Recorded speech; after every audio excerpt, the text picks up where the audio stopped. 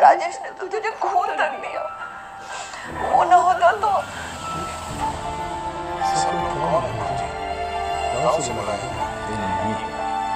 गांव से नहीं बुलाए थे, सब यही आसपास के लोग थे। कोई हमें सब्जियां देता है, कोई राशन देता है, कोई अखबार देता है, और कई तो ऐसे ही दुकान जाते हुए रास्ते में दुआ सलाम करते मिल जाते हैं।